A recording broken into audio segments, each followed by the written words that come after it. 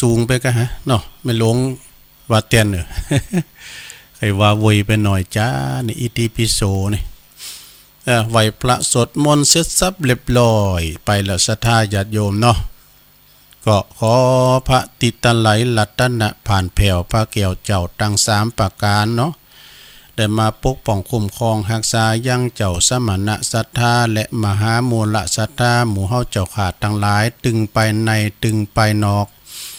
ก็ขอให้ได้อยู่ดีมีสุขเนาะมีสรีที่คาอายุมันยืนยาวมีสุขภาพพลานามัยสมบูรณ์แข็งแรงเนาะนะอย่าเจ็บอย่าจนอย่าเจ็บอย่าจน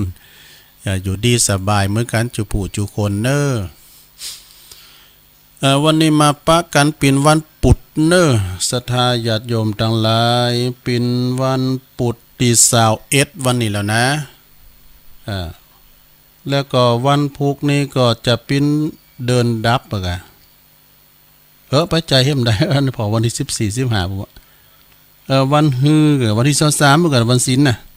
วันศุกร์ปุ่นก่อนศรัทธาญาติโยมวันพุกนี่เป็นวันห่างวันดาอยู่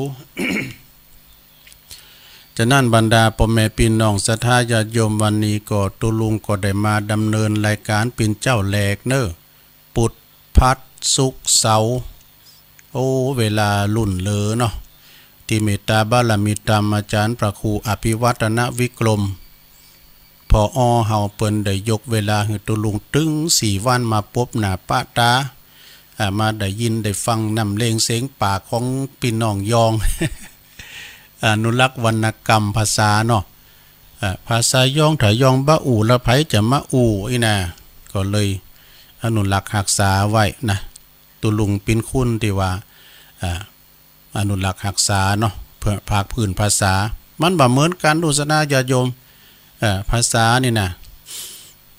อย่างว่าอันเปิ้นว่าเขาพอดเนี่ยเขาพอดน่ะเมมข้ามพวกเอาเขาพอดนั้นอุ่นด้วยเด้อลูกไปเปิ้นเป็นคุณลาวเนาะเขาพอดมันเป็นจัดใดวะเนี่ยเป็นว่าเขายินน่ะนะเขายินก็คือเขาพอดกันมันมีหลายแล้วไปเอาเขาพอดตากแห้งเอาตากแดดนี่อันเมมจูเปิ้นห้องกันนี่ดูคุณยองนะแต่ว่าเปิ้นมาปีนป้ายใหม่แม่โผบ่จะอันเมมจ้วย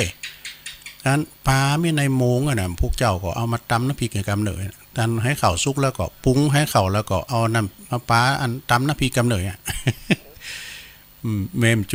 จูก็อันโมงมันมีไนมันเป็นจะคือไฟโมงเป็นว่าของนะมันเหมือนกันหรอ ภาคภาษานี่มันเหมือนกันนั่นนี่ศรัทธาญาติโยมทั้งหลายก็ตุลุงกับปิ้นการอนุรักษ์รักษาการไผอันเข้าใจนะมีคุณโทรมาลังไม้เหมือนกันเนี่ยตุลุงบ่ฮู้เรื่องเด้อตุลุงอู้น่ะปิ้นมาเปิ้นอู้เปิ้นฟังฮู้เรื่องเนาะก็ให้ฟังไว้เด้อนะโยมเด้อคันเข้าใจไหนก็ลองถามตุลุงก็อู้กันไปอย่างเอี้ยนะศรัทธาญาติโยมทั้งหลายเปิดเป็นการอนุรักษ์ภาคภาษาเนาะเปิ้นถึงว่าภาษาของคุณหอเนี่ยเฮาก็มาเกิดพอเนี่ยอย่างลูกหลานพี่น้องต่างดอยเนี่ยเปิดมาเป็นพระเป็นเนนอยู่ที่วัดพระธาตุดอยน้อยเนี่ยกันในทรงสังนี่เฮามาใหม่ๆนี่เฮาก็ว่าก่อนสำหลายแต่20ปลายกันเนาะ3วงกันเนาะพวกเขาเฮาก็ว่าละอ่อนนี่หลวงพ่อเอาละอ่อนญี่ปุ่นมาเลงก้ายนะปัจจัยอยู่ได้น่ะพุ่นน่ะเปิ้นลูกจากอำเภอซบเมยแม่ฮ่องสอนประมาณฟังกุดอู่กันทรงสร้างคุ้นเหมือนกันแต่เนี่ยเนาะมาเยี่ยอู่กันหูเลิงไงเนาะกันถ้าอู่ยองใส่ก็ไม่ใช่หูเลิงนะแต่อู่ไทยจ้ะนั่นก็คุ้นเหมือนกันเนาะศรัทธาญาติโยมเนาะมีโอกาสแล้วก็มาอู่มาจากันวันนี้ก็มาปะกันเป็นเจ้าแหลกเนาะโดยความสมัครสมานสามัคคีการฟังนี่มันเป็นการฟังที่ว่าได้กำไฮหลายสุดสังละพะเตปัญญังการฟังโดยดียอมเกิดปัญญาเกิดจากการฟังเน้อศรัทธาญาติโยมทั้งหลายเพราะว่าเราจะได้ฮู้กว้างไกล นะปิ้นเปินครูคิดความตุกความอยากนี่มันมีเหมือนกันหมดตุกกายตุกใจที่อย่างตุลุงเอามาเล่าถึงเรื่องความตุกนะอย่างคำก่อนเปิดก็มีนะมาโนนในหัวใจลู่ฮุกอู้เตืองเรื่องตุกมันมีหลายประการยอปั้นนมก่อนสุนทรเรียบร้อยข้าหูหนึ่งน้อยบ่ใจจันด็อกเตอร์อาจารย์ ก็แก้ก่อนไกลเรื่องบาปบุญกรรมอันได้กัดตำปาเป็นว่าอันพ่องเกิดพ่องตายพ่องสุขตุกกันเพราะกรรมปามาจ่องจักเพราะกรรมทั้งหมดนะสถากรรมติดซอยหอยตามมาทำมือเฮาเป็นอย่างอันเป็นอย่างอี้ เจ็บป่วย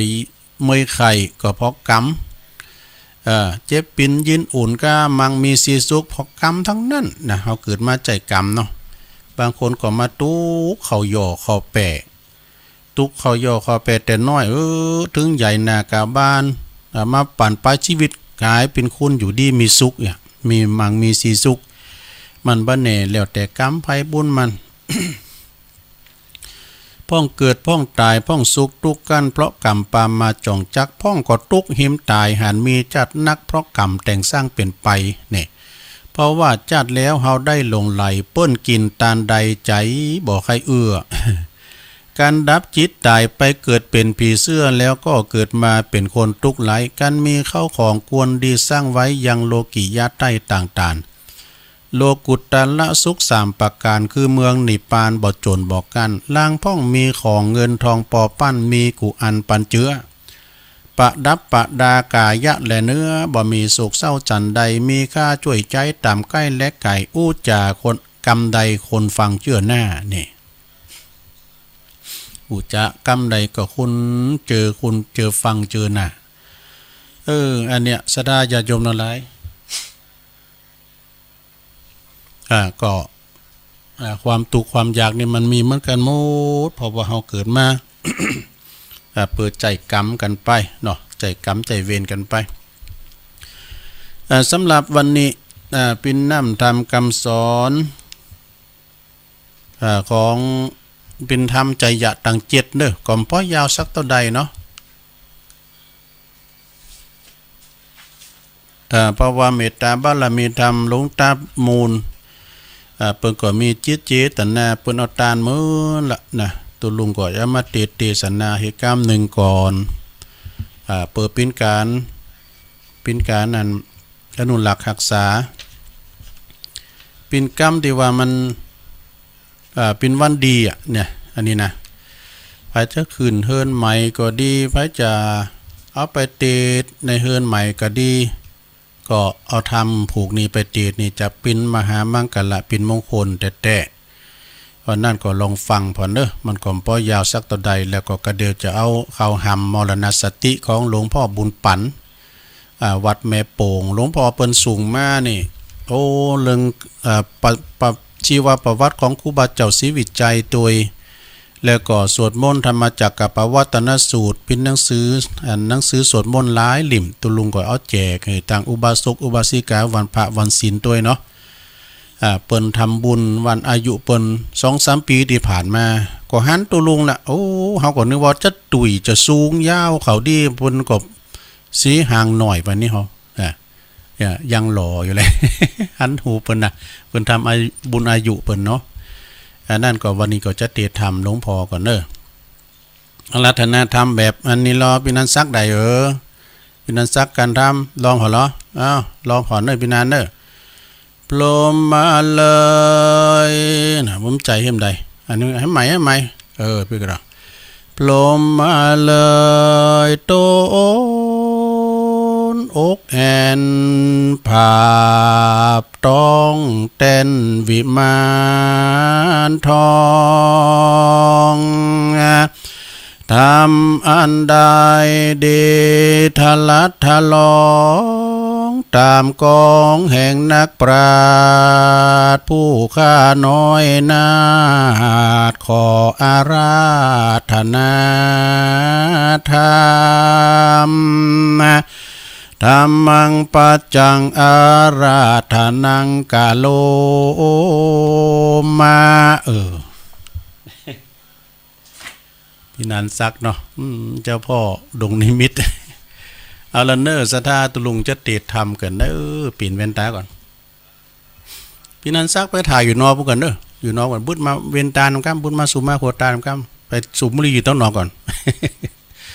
เอาละเนอร์สถาใจยะตังเจ็ดเนาะของหลวงตามูลวัดหนองเจริญตำบลหนองปลาสวายอำเภอบ้านโฮ่งจะได้เทศนาต่อไปนะบัดนี้นะโม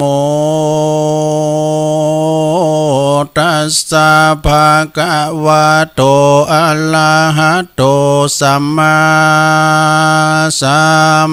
พุทธัสสะ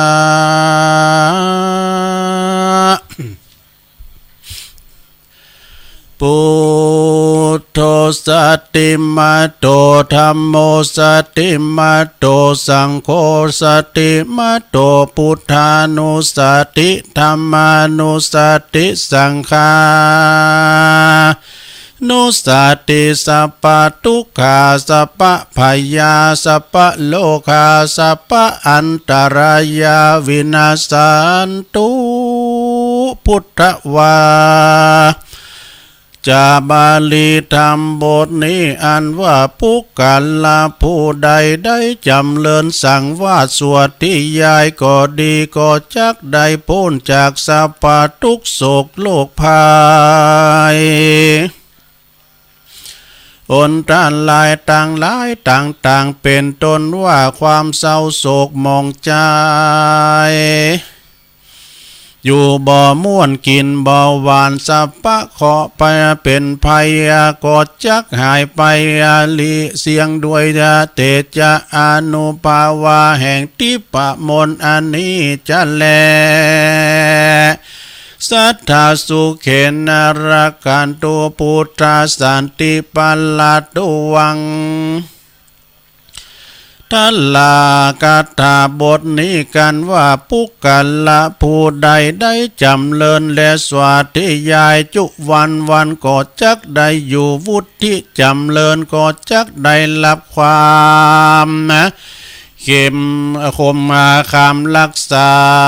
ของพระพุทธเจ้าจะแลที่กายุโกตุยหังโหนตุสัพพโลกาเวนัสันตุกาถาบาลีธรรมพระพุทธเจ้าบทนี้กันว่าปุกกะละยิงใจผู้ใดได้จำเริญสวาธิยายภาวนาทุกคำเจ้าก็จักได้พ้นจากพยาธิโลกาสัพพะอุปาทวะอุนตรายตั้งหลายก็จักลำงับกับหายไปเสียงจันแลเตอันตลายโยวินาสันตุเตพระคาถาบทนี้กันว่าผู้กัลละผู้ใดได้จำเริญสวาธิยายก็จักหายยังอุปาทวะกังวลก็จักหายยังของเกณฑ์เวรโทษและอุนตะลายก็จักลำงับกับหายไปเสียงจะแลพุทโธสติมาโตสัพพะโจลังสัพพะอันตรายโยวินาสันตุเตประกาถาบทนี้การว่าปุกกะละผู้ใดได้จำเริญสังวาสสวัสดิยายปาลิกัมภาวนาแม้นว่าโจรผู้ลายสัพพะอนตะลายตั้งหลายก็จักมาเบียดเบียนหาหิงสาลาวีย่ำยีที่อยู่ที่กินก็บ่ได้ก็จักลำงับกับหายไปเสียงจะแลพุทธังสรณังปัสสะธัมมังสรณังปัสสะสังฆังสรณังปัสสะมหาสัมปวิจากุณังธรรมสรณังสวาหะมหาเตจังสรณังสวาหะคาถาธรรมบทนี้กันว่าปุกกะละผู้ใดได้จำเริญสวดทุกวัน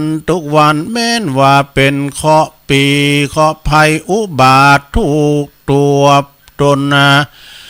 ถูกตัวเพิ่งตัวจนจนนาจนหลังถูกโดยสิบปกุลต้านไปต้านแปลงอาคมกาถาคนใส่ผีใส่ด้วยถูกด้วยต่างบกก็ดีต่างน้ำก็ดีหรือว่าถูกต่างบ่าไปบนโหนอากาศก็ดีด้วยภาวะอนุภาพอันติปามนบทนี้ก็จักได้ปัดเคาะปัดภัยเสนียดจังไรคือหายไปเสียงจะแลอมสิทธิใจยังสัพจันตุสุนักตังสุมังคลังสุเขนะจะมหาใจยังพระวันตุเตสัพปตาคาถาธรรมบทนี้กันว่าปุกละผู้ใดได้จำเริญสวดภาวนาไว้ทุกคำเจ้ากันก็จักจำเริญไปด้วยโภคะเข้าของสัมปติเข้าเปลือกเข้าสารจ้างม้างัวควาย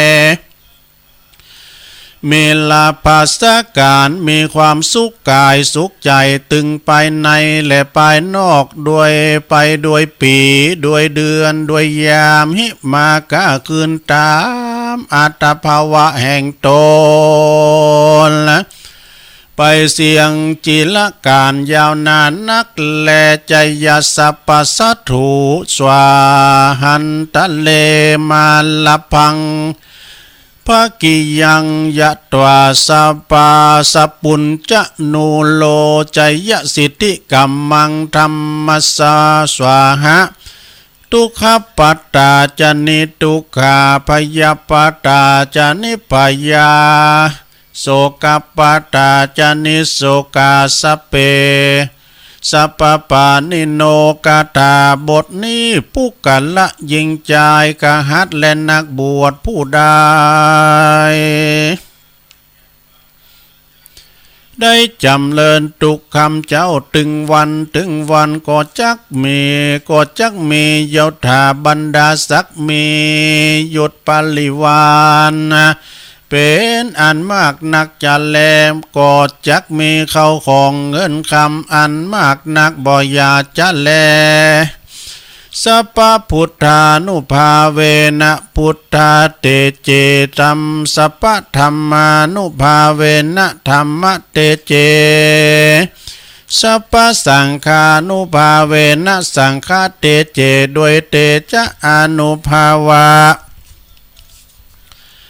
ปฏิตะไหลลัตนาแห่งพระแก้วเจ้าทั้งสามประการปุกละผู้ใดอย่างเชื่อเลื่อมใสเคารพครบยำมากราบไหว้นบน้อมสักการะปูชาทุกคำเจ้าบ่ฮือขาดกอบจักติดตามก็จักติดตามคมคำรักษาอย่างผู้กะละพูนนั้นบ่ฮือตกถอยจ้าแม้นว่าไปก้าขายลายล่องต้องไตเตียวเนื้อก็จักปานาอุดมสมไฟอ่างจุเยื่องจูภาการจะแลบ่เต้าแต่นาละแม้นว่าอยู่บ่วุติสวัสดีหิบ่มากาบ่ขึ้นจัตตาอายุปีอายุเดือนอายุวันจัตตาขาดเลี้ยงงัวก็มาตายเลี้ยงควายก็บ่แพ้บ่กืนมีโรคมาเบียดเบียนบ่ขาดอยู่ก็มีความอยู่บ่มีความสุขกันว่าถูกตันตกรรม มาปลูกบ่ฟักบ่แฟงบ่แตงบ่เตาทำให้ใส่นาก็บ่มีลูกบ่มีหน่วยบ่มีผลก็จักก็เหตุจัตตาปุดขาดจัตตามันปุดมันขาดมักมีพยาธิมาเบียดเบียนมาค้ำขาลาเวอยู่บ่ขาดดังอันก็ฮือรีบเอาปูจาเอายังทำอันมีชื่อว่าจยะตั้งเจตมาเตสนาแล้วปูจาด้วย อาภาลนาตาลวัตถุต่างๆนานาได้อาลาตานาเจ้าภิกขุตวนมีสินใสสะอาดมาเตสนาธรรม อันมีชื่อว่ามหาใจยาตังเจตก็เตี้ยงว่าจากได้โป้นจากสัพพะพยาอันกังวลอนตันลายตังหลายตังมวลจักอยู่ด้วยวุติจำเลือนสัสวดีมีอายุมันยืนยาวต่อเต้าเท่ายาววจีวังบ่อยาจะแลนาแม้นว่าปุกกะละผู้ใด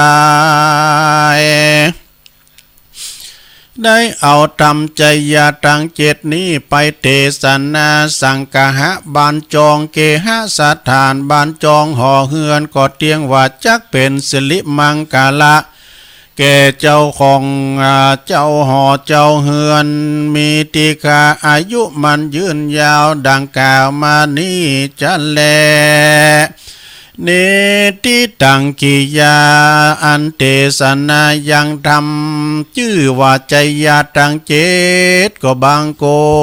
มนาสมเรสเด็จแล้วเท่านี้ก่อนแลสา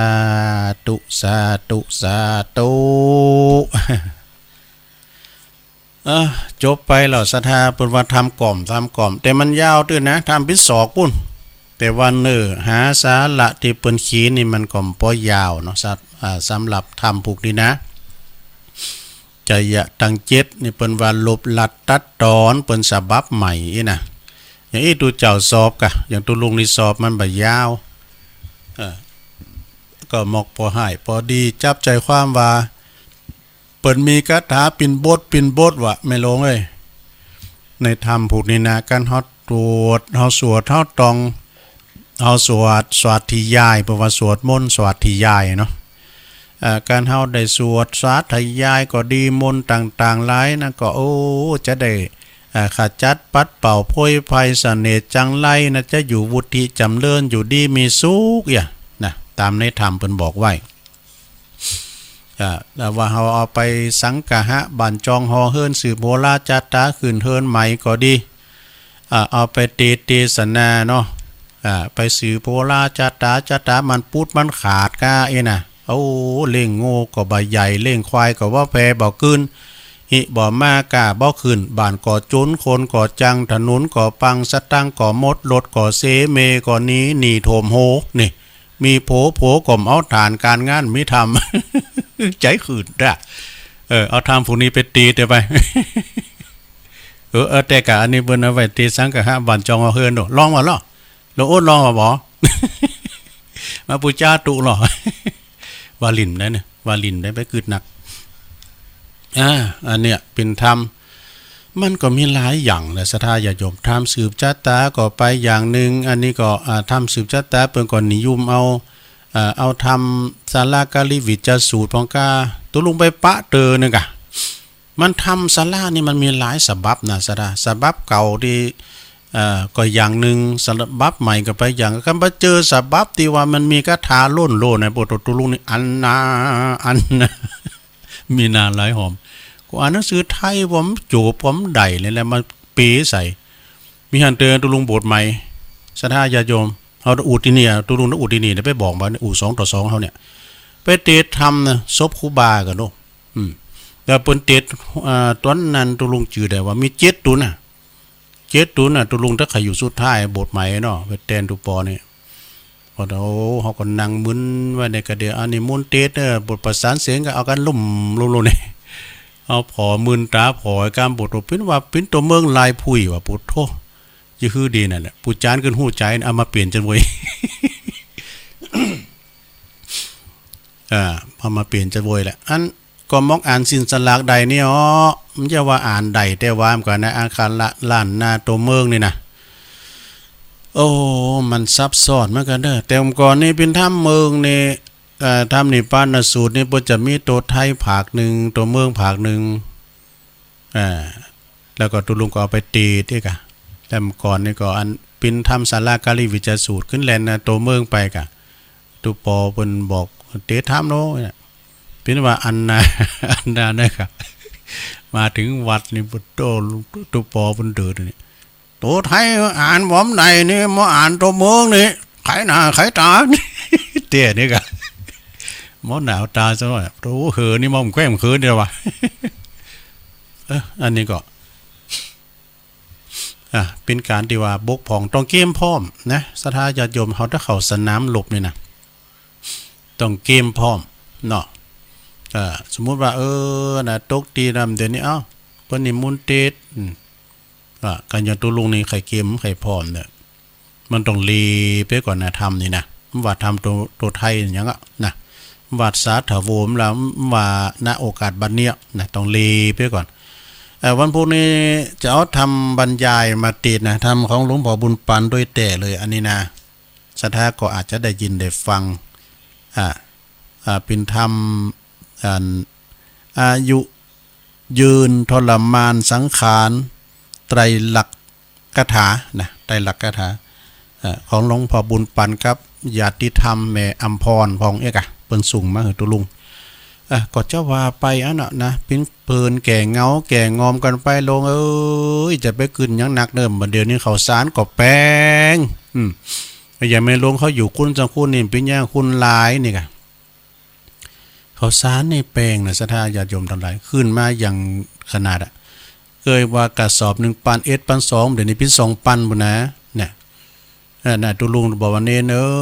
ขอเก็บไว้ดีๆเขาสารประเสมาตกมันเขาปิ้นเจ้าเขาปิ้นเจ้าปิ้นนายนะคุณทำก่อนนี่เขาตกเขาเฮนี่ข้ามเขาย่ำเขาก็ไม่ได้นะเพราะว่าเขาปิ้นเจ้าก็ละอ่อนนะมันก่อนนะมันย่ำเขาเนี่ยบดเต้นมือก็อันเต้นฝ่ามือเป็นก็ฝ่ามือเป็นใสกันเต้นบากอกกับบากอกใสเพราะว่าเขาปิ้นเจ้าดูศรัทธาญาติโยมเขาเดี๋ยวนี้ซ้ำแป้งก็หอมได้กินข้าวนี่เป็นอยู่ความหิวเป็นโรคอย่างยิ่งการหอมได้กินข้าวไปกินยาปักใดก็ตามเดี๋ยวมันดึงบ่หายแหละนะสุมาเด้อการเฮาไข่ไปถ่ายนักนี่นะบิโยบิยะก็นั่นตุลุงได้ยินอาจารย์ทันเขินค่ำเนาะอาจารย์เขินค่ำเพิ่นจะไปเข้ากำป่าเหี่ยวป่าจ้าที่วัดน้องเงึกที่ป่าเหี่ยวน้องเงึกก่อนนะ เปิ้นอู่ที่สุวรรณวิหารน่ะปากันไปเด้อทุเจ้าทั้งหลายเพิ่นจะแปลงของเวทห้องน้ำราคานี้จะปิ้นเจ้าภาพสุมาจะปิ้นโหโสมแกตอนนั้นน่ะเกิดว่าโสมเนี่ยมันปิ้นที่ปดตุกเนี่ยเพิ่นว่านะการว่าเฮาเจ็บต้องเนี่ยเอาหยังมากินมาดื่มหายกินยาปักใดก็ดื่มหายบิโยบิยะ เพิ่นว่านะการเข้าไปก็ปดตุกกำออกมายิ้มสุยก็แต้นี่เด้อก็เวลาเฮาเจ็บท้องมาเนี่ยซะดาเนาะมันตึงอยู่ไหนกินไหนถึงหมดงั้นหรอการเฮาเจ็บต้องไข่ถ่ายก็ไอ้น่ะการเฮาไปห้องน้ำห้องสูบมาแล้วไอ้น่ะอย่างตุลุมก่อนกันไปประชุมไปอบรมที่หันที่นี่ไปนอนนี่เนาะ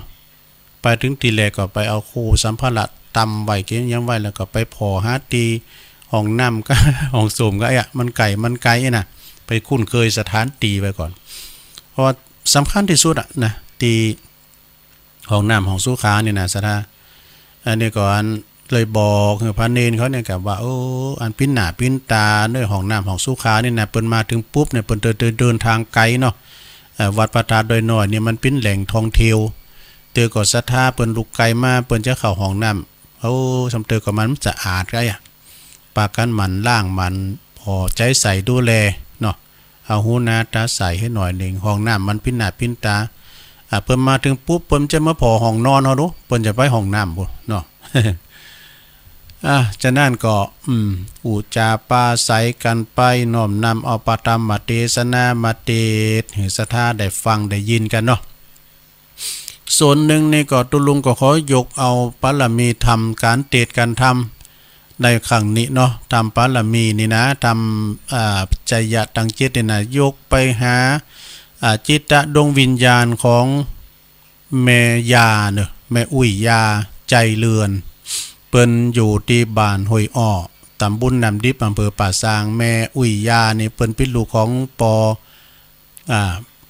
อ้ายเนาะแล้วก็แม่ลงค้ำมาใจเลือนเปิ้นได้เสียแก่ชีวิตวันนี้เปิ้นห่างพวกเปิ้นก็จะ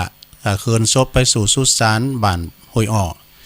แต่ว่านี่ตังปะหลงธรรมลงทุนล่องช้างนะตังไอจินดาเขาสารวัตรนิวเขา ไอเมืองหน่อยก็เป็นลูกเป็นหลานของแม่ยา เปิ้นก็มาหาตุลุงก็เอาผ้าไตรเนี่ยห้อมไปปัจจัยห้อมไปนะก็ขอยกยอดเอาการติดนำเกตามนี่ไปหาจิตดวงวิญญาณของแม่ยาเด้อไปหอดไปถึงอย่างจิตดวงวิญญาณของท่านเนาะได้ไปสู่สุคติโลกสวรรค์ในสัมปริยภพนั้นจุงจักมีนะเอาแล้วเนาะตอนนี้ไปตุลุงก็จะได้เอาอันนี้กันอันนี้มาไว้ก่อนถ้าก็ลองฟังเขากันเด้อเอาข้าวหำอยู่ดีกินได้ก่อนเนาะข้าวหำของอันจินดาพรหมจินดาหลวงหอศิลปกรรมหอศิลปะมรดกกวีล้านนาชมรมนักข่าวภาคเหนือกวีล้านนาเนาะอันนี้เป็นอยู่บุญอันนี้เป็นกรรมปู่สอนหลานเนอะปู่สอนหลานโลกเฮาคุณเฮาโลกนี้ควรมีเมตตามีกรุณาพี่น้องเจ้าบ้านเนี่ยศรัทธาญาติโยมมีเมตตามันมีการมีงานศพงานสากงานคืนบันใหม่แต่งงานก็ต้องไปเอาตัวเอาตนไปจ่วยเพิ่นหันหน้าหันตาไปยกเขายกของตั้งเต้นตั้งโต๊ะหยังต่างๆเพราะว่าแม่บ้านพ่อบ้านเนาะเฮาก็เอากันปินน้ำหนึ่งใจเดียวกันจ่วยกันควรมีขันติอดทนต่อต้านในงานสัปปะนี่การจ้องกันบ้านก็จะไปละเน้อจะไปเอาการโตเฮาโตเก่าเฮาปิ้นหมอกเวลาใจเปิ้นใจโตเวลาเฮามีเปิ้นก็มาจอยเวลาเปิ้นมีเฮาก็ไปจอยไอ้กันเนาะปึงปาอาศัยกันไปควรจำใส่ใจอย่าประมาทนี่แปลว่าประมาทจะไปประมาทนี่กะควรจำใส่ใจอย่าประมาทธรรมาตันเจ้าองค์คำพี่น้องเจ้าปุตจุงป้ากันจาสุตะทนังนักปราชญ์กำนักปราชญ์เจ้าเป็นคาถาโลธรรมติตัวบ่ถากัวเข่าอเวจีเนอเฮาลุมปื้นจักอยู่สบายกายใจคือคืนบ่ตกต่ำตื่นเมืองคนกำป้ากำบาปให้จักได้หายหนปาเกิดเมืองบนสวรรค์หกห้องจันฟ้าหกห้องปินตีสุขใจบ่มีหยังของสุขสัสดีเตียงเต้าปุถุชนคนเฮานี่เล่าประสงค์แต่อันทำดีจุงทำไปเตอะจักได้สุขสีอยู่คุณทำความดีตึงกินตึงบ่เสียงคุณทำความดีกินตึงบ่เสียงและนายเฮยนี่อันนี้ก็เอามาเล่าสู่จู้กันฟังเนาะศรัทธาญาติโยมทั้งหลายเป็นกรรมของจองแล้วก็คือว่าคุณเฮาอยู่กันตามสังคมนี่ถ้าอยู่กัน3คนขึ้นไปนี่เป็นสังคมละคนเดียวเป็นบุคคลเนาะ2คน3คนขึ้นไปนี่เป็นบุคคลต้องจอยเหลือเฟือฝ่ายกันนะ เปิ้นพองเฮาพองเปิ้นมีการมีงานก็มีคุณโรยเปิ้นเนาะไผกันมีการมีงานไผมาก็จ้างเตอะจ้างเอาไอ้กะล่างถ้วยล่างจ้อนได้จ้างได้กะเวลามีการมีงาน มันต้องว่าคุณลำคุณโรยคุณตุกคุณโจนต้องโจยกันเนี่ยศรัทธาญาติโยมเนาะมีการมีงานบ้านจองบ้านในจองงานศพงานสร้างนี่ก็แล้วแหละโตยิงคุณเฒ่าคุณแก่อยู่ในบ้านในจองเปิ้นลุ่มหายตายละเนี่ยโจยเปิ้นเด้อศรัทธาเด้อโจยกันบ่ว่าจะเป็นศพสากของครูบาอาจารย์ประสงค์องค์สังฆเจ้าบ่ว่าจะเป็นฆราวาสญาติโยมเนาะ แต่ก็ยังว่าเนี่ยคุณเฮาไปพอโดยฐานะโดยฐานะไปพอว่าคุณนักมันอยู่ที่กรรมเหมือนกันเด้อ กรรมคือการกระทำคือว่าแต่ว่าเฮามีที่ไหนก็ไปน่ะไปที่ไหนก็ไปงานหันงานนี่มีเฮาก็ไปจอยเพิ่นเวลาถึงงานเฮาเนี่ยคุณก็หนักก็หลายเตะศรัทธาญาติโยมทั้งหลายว่าไก่แดกไก่ในยามเมตุลุงตายเนี่ยนะ2 ปีที่ผ่านไปนะโอ้ยเมื่ออันในเฮามีการมีงานอย่างนั้นนะเปิ้นมารู้ว่าเปิ้นมาแวหอมกันจัดหลายเนาะนะ ตุลุงก็หือร้านถ่ายรูปไปหมดอ่ะนะเปิ้นมาให้มาหอมซองอยู่หมอควางดูที่เปิ้นมาหอมนะซองเก่ามานี่นะโอ้เดี๋ยวแม่จันเลื่อนไซก็อยู่ปุ่นยังมาเนาะแต่ถ่ายรูปไปแต่อันลุงหน่อยดวงตาโอ้ร้ายกะพระครูอภิวัฒนวิกรมสัมเอาข้าวสารไปหอม2 กระสอบก่อนนะมันจี้ดูเนี่ยคุณเฮานี่อย่างเปิ้นมีเฮาไปจอยเฮามีเปิ้นมาจอยน่ะมันต้องเฟื่อซึ่งกันและกันไปงานศพงานสากในบ้านในจอมก็บ่ได้ลืมเน้อศรัทธาก็ไปจอยกันจอยงานกันนะเอาอันนี้แถมกรรมหนึ่งเนาะศรัทธาญาติโยมทั้งหลายตุนไม้ซับปะนี่ตุนไม้นี่ไม้ใหญ่ไม่ลงกันมีผีก็มีนกเก่านะศรัทธาญาติโยมทั้งหลายเอาเสียได้สำเตือนเนี่ยก็ไม้ใหญ่ไม่ลงอยู่ข้างต่างหิมต่างเวลาเปิ้นจะแปลง12 เลนถนน4 เลนกายน่ะเปิ้นเต็ดก็ไม้โอ้ยเต่าเหล่าเต่าโกนไม่ซักเล่าซื่อๆทางนั้นไผจะไปกะหมอกได้เนาะที่เปิ้นเต็ดบ่ได้ก็คือตุนไม้ยางนะที่ไปทางหาอุโมงค์นั่นน่ะไปทางหาอุโมงค์นี่เป็นขีดเล็กแล้วกันเนาะ เขตติดต่อกันก่อนนี่ได้ยินคุณเฒ่าคุณแก่ว่าอันตุนไม้ยางนี่ในพี่น้องเชียงใหม่นี่เจ้าหลวงเชียงใหม่เปิ้นเอาจ้างมาช่วยปลูกด้วยเนาะ9 ขีดเล็กนี่เปิ้นเอามาช่วยปลูกตั้งพี่น้องตั้งละปูนี่ เต้นแต้วเด้อ มันใหญ่ได้นะซะนะโอ้ยก็ไม้ยางนี่นะตอนเล่าตะโกนแปลงของก็บ่ได้นะก็เป็นดีงามแต่เฮากันไปก่อนตุลุงไปก่อนวันคุณขับรถเฮาไปทางนี้ดีกว่ามันตอนเตงเนี่ยมันหุมไปสุดทางไหนนะเฮาก็วัดที่ไหนปินว่าตังสละปีเนี่ยเนาะ ตังสละปีโอ้วันนั้นก็เจริญพรขอบคุณลุงนานเนาะลุงนานเปิ้นโทรมาพี่น้องตังโคมุงสละปีโทรมาว่าก็ได้เปิ้นว่าอันก็ฟังตลอดเน้อน่ะ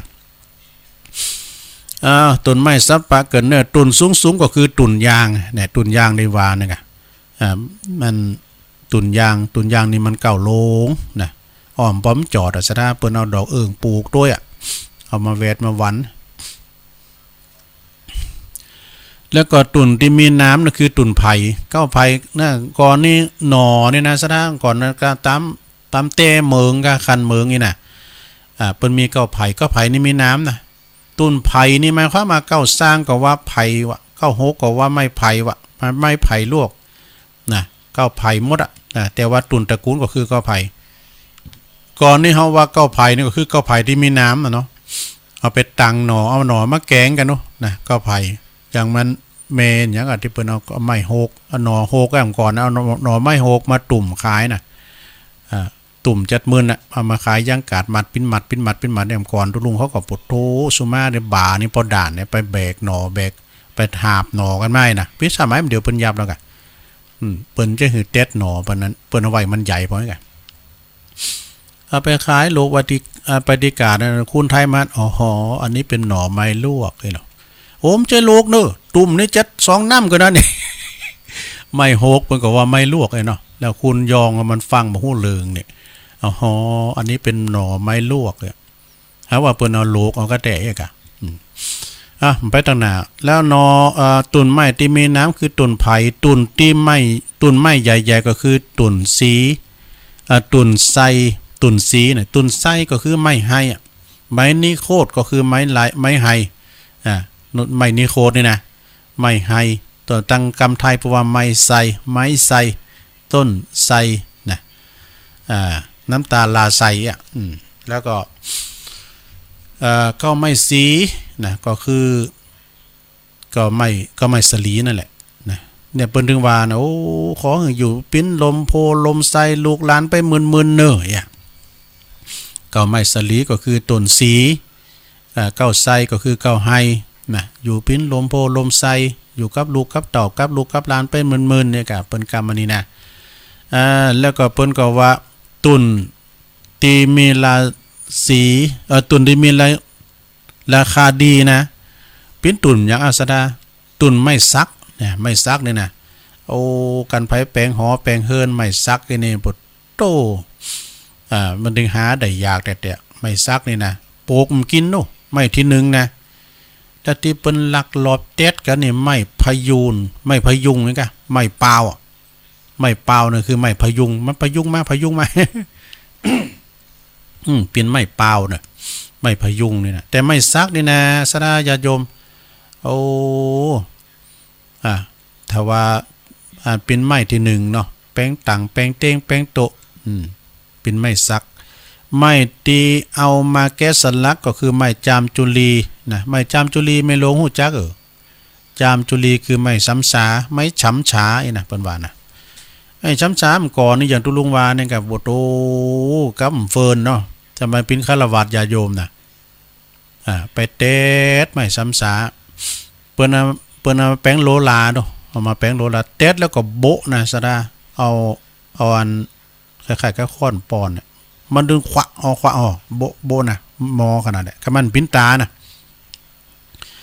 ไม่ซ้ำสานี่เปิ้นเอาไปแกะสลักปูนไปตังบันทาบนเนี่ยนักแกะสลักเปิ้นหนักนะไม่แกะสลักเปิ้นสุกอองน้องก่อนนะตั้งบันทาตั้งอำเภอแม่ทาบ่น่ะพี่น้องตั้งทาดอยเจฟังกันอยู่โตทาดอยเจก็ฟังกันแน่นนานเด้อแล้วก็พี่น้องตั้งหยังก็ทากาดเนาะทาฝั่งมินนะทาฝั่งมินแล้วก็พี่น้องตั้งฝั่งมินพี่ล้อตั้งเมืองจีเราน่ะดักไปนะพี่น้องตั้งอีแม่ที่อยู่ตั้งบ้านหอยแทงก่อนนี้โทรมาแต่ไม่ลืมกันโทรมาพร้อมกะอีแม่ที่อยู่หอยแทงเปิ้นก็มาเสนอโตแล้วเนาะหอยแทงหลงแล้วก็ต้นไม้ที่แปลงปิ้นเคียงใดนั่นก็คือไม้มะขามไม้มะขามนี่เปิ้นนำมาแต่งมาแต๊ดปิ้นกล่อมปิ้นเคียงเนาะปิ้นเคียงกันเฮาไปตั้งไผเยานะเปิ้นถึงขายเนาะโอ้อันนี้ขายเนาะการไปซื้อเคียงมาใหม่นี่นะจะบอกลายเอาจีนมาลาบก่อนเด้อเอาจีนมาลาบก่อนนะก็มันเอามาติมันดูคือมันมานลาบอย่าว่าอันก่อนนะเปิ้นว่ามันแต่ปิ้นเต้เนี่ยคุณเฒ่าฉันเราจุกันจ้ะว่ามันน้อยก็ดีปิ้นพระก็ดีปิ้นตูก็ดีกันซิกอีนะซิกอันน่ะเปิ้นพอทิศพอทางกันเนาะพอทิศพอทางแต่ออกตู้ไหนมันยังจังใดอีนะออกตู้หน้าตู้หลังก็เป็นเจอผีโหโลงอ่ะตู้หน้านี่เจริญรุ่งเรืองอ่ะไปก็กันไปป้าใส่แม่ห้างก็จะได้แม่ห้างกันป้าสาวก็จะได้สาวอีหนอกเพิ่นว่าจะเต็มหมดนะคุณทอมกอบเพิ่นว่านะไม้มะขามเด้อไม้มะขามเนี่ยมันมาแปลงเคียงนะเดี๋ยวนี้เค็มเนี่ยปีนี้ถ้าได้กินบ่ได้กินหูน้ำมะขามใส่อันจ้อผักกาดเนี่ยลงเพราะว่ามันแรงลำไปมันเติมได้จอยเลยเหรอโอ้บุญนี่นะปีแล้วเปิ้นมาซื้อกันเนี่ยมะขามสุ่มนี่นะปีนี้เนี่ยโอ้จะมาใส่จ้อผักกาดนี่ก็มีกะเนาะอันนั้นเนี่ยศรัทธาญาติโยมเฮาก็อันถ้ามีอันนั้นก็ปิ้นนั่นผักกาดจ้อนเฮาก็ปึงมะขามนะแล้วก็ไม้มะขามนี่ใจได้หลายอย่างเปิ้นเอาใจแป้งเค็งก็ดีแล้วก็เปลือกมะขามนั่นนะสมัยตุลุงปิ้นละอ่อนเลี้ยงควายโยมเปิ้นเอาเปลือกมะขามนี่นะเอามาตุบๆแป้งซิโยนะซิโยกันไม่ข่อยซิโยไม่ข่อยนี่เฮาดูดนี่มันฮ้อนคอซิโยไม้มะขามเนี่ยแน่นอนเปิ้นมาใจหลายอย่างด้วยไม้มะขามนี่เอาปลาแป้งงามกุ้งก็ได้นะมันเหนียวแล้วก็ยอดมันเปิ้นเอามายำเอามาสาใบมะขามก็มีว่ะ มีใจหลายอย่างได้ตุ่นมาก็มาแป้งเคียงเนี่ยฟักมาก็มาใส่จ้อผักกาดเนี่ยเอามาแป้งมะขามเป๊ะก็ได้เนาะมะขามเป๊ะอย่างนั้น แม่เดินเพนเปิ้นจังทำน่ะมะขามเสริมมาดอกแล้วก็ไม้ที่ปลูกกันข้างต่างก็ไม้ตุ่นขี้เล็กนี่ตุ่นขี้เล็กไปต่างปุ่นน่ะไปต่างอุโมงค์ไปต่างปุ่นน่ะต่างตำบลอุโมงค์ต่างปุ่นน่ะเปิ้นปลูกไม้ขี้เล็กไม้ขี้เล็กนี่ก็เฮาเอามาเลยนำก่อนนี่ในคุ้มอีปอนี่มันไม้ขี้เล็กโลงโดโทเอาแปลงเฮิรน่ะเปิ้นมาเลยเนี่ยเหลืองสีผิวมันงามมันปีสีเหลืองว่านี่นะแล้วก็ยอดมันก็เฮาก็เอามาแฮมกินได้เอามาแกงผักขี้เล็กนะใส่จิ้นแห้งอันนี้เหมาะเอามาโลกับน้ำพริกอ่องกานี่ลำขี้เล็กนี่นะไปป้อนเนี่ยฟักไม่ได้นะกันมันแห้งมามันเอามาแป้งแว่นตาได้ มันงอยเอามาใส่แล้วก็จี้หัวนี่แป้งแว่นตาได้ แล้วก็ขี่ม้านี่ม้าการกุยมีปืนยิงปรับ สมัยก่อนอย่างตุลุงทองวานเนาะเอาพัก มันดอกพักขี้เหล็กเนี่ยมันงอยเอามาใส่แป้งแว่นตาตุนที่ไม้ที่แป้งกระดาษสวยเด็ดนั่นก็คือยูคาลิปตัสนี่ยูคาลิปตัสนี่เป็นว่าเปิ้นเอาแป้งกระดาษหลงยูคานี่เฮามาแป้งโหลนะก็มันแห้งนะปุ๊โตติดไฟดีบ่โทนะยูคานี่นะแล้วยูคานี่มันแป้เนอะการปลูกเป็นแถวเป็นแนวแหละนะตั้งปื้นนี่มีหยังมีหยังหญ้าก็เมียเพราะว่ามันแป้ก็ไม้อื่นนี่เมียมันเอาปลูกที่แรงมันก็ใหญ่นะเพราะว่ามันทนแดดทนฝนทนลมนะต้นไม้ที่ถูกตัดนั่นก็คือต้นไม้ในป่าโอ้ในป่านี่ถูกทำลายแค่ขนาดแต่เวลามันแรงก็ถ้าอย่างเอี้ยจ้ะแต่มันแรงก็แรงขนาดแล้วเวลาฝนตกอย่างเอี้ยน่าจะไปประมาทนะอย่างว่านั่นเนาะฝนตกอีมันจุ่มมึนมันสิน่ะเอาไปพอตั้งลัดมอนประเทศเมียนมาเนี่ยดอยตินดอยเนี่ยมันเลินมันสไลด์มันถล่มมาถึงหมู่บ้านโอ้คุณลุ่มหายแต่จาก52คุณเนาะวัดก็โดนผลกระทบเนี่ยแต่ไปประมาทเนออยู่ใกล้ดอยใกล้สังก็ระวังดอยเปิ้นนี่มันถ้าทำมิมหินผาเนาะแต่ถ้าเป็นดอยดินจ้ะเนาะแล้วต้นไม้ติลอยโดยนำมาก็คือไม้ซุงโอ้ไม้ซุงก่อนนี่ญาติโยมทั้งหลายก่อนนี้เปิ้นเอาไม้ซุงนี่นะเปิ้นจะใส่รถด้วยเปิ้นจะเอาไหลลองน้ำปิงว่าคุณเก่านี่เปิ้นเอาไหลลองน้ำปิงแล้วคุณเฮานี่นะไปหลักว่ะเป็นหลักว่ะอันปลงปออุ้ยนะปลงอู่ฟังนะเป็นหลักมาเนี่ยใส่ล่อมาก็ใส่ล่อมันตาน้ำปิงมันไหลมาเนาะเปิ้นจะโตยนี่เจ้านายเปิ้นจะโตยเนาะแล้วมาฟังไว้ว่ะฟังไว้คูดเราฟังไว้ว่ะตกสุดท้ายมาเปิ้นไหลคืนหมดเนาะนะเดือนบุญเปิ้นหยับกับไอ้นี่ไม่ทุ่งไม่ซุ่งนั่นนะคืนทีแล้วไม่ตีมันเอาตีไม่ตีเอาหน่วยมาดองลำดีก็คือไม่โมงไม่ตื่นนะไม่ตุนไม่โมงนี่เปิ้นนำมาจีปินหูนี่เฮ็ดมันออกว่ะเฮ็ดลุ่มก็เฮ็ดหยังนี่กันเนาะไม่โมงไม่ตื่นแล้วก็ไม่ตีลมลื่นก็คือไม่ใหญ่ตุนไม่ใหญ่ป่าไม้นี่นะสถาญาโยมมันหุมแล้วก็มันหุมแล้วมันยินเลือดเต้นไปพอก็ไม่ใหญ่ไม่ลงเขาไปพอที่เปิ้นปลูกกันเนี่ยนะอย่างอาจารย์พระครูสุเมธวัดมอนหรือศรีวัดมอนห้วยแก้วก็ดีโปโตเป็นป่าลูกขชาติสถานที่ลมมณียาเปิ้นเอาไม้ก็ไม้ใหญ่นี่นะมาปลูกนะปี2ปีปลูกโหเดี๋ยวเฟดของปีนั้นเหลือมออกมาละเปิ้นโหดน้ำมันใหญ่โว้ยเนอะปุตโตซ้ำเปิ้นถวายขยายตีเขตวัดแฮมลมลื่นดีนะก็ไม่ใหญ่ไม่ลงเนาะแล้วก็ไม้ที่อยู่ไกลนั่นก็คือต้นซากุระในเมืองไทยก็มีนะสะ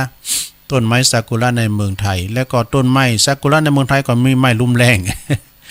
โอ้ไม้ลุ่มแรงนี่จื้อมันได้นะแต่มันก็จะแรงแต่ดอกมันงามเลยสีเหลืองก่อนเปิ้นไปเอาปีใหม่ดอกมันจะดอกก่อนสงกรานต์ปีใหม่นะเปิ้นจะเอามาห้อยที่รถนี่ เอามาประดับประดาที่รถนะดอกลุ่มแรงนี่นะดอกที่เอายอดมาแกงก็คือไม่เฮิร์ดไม่ต้นไม้พักเฮิร์ดเนี่ยกันเนาะ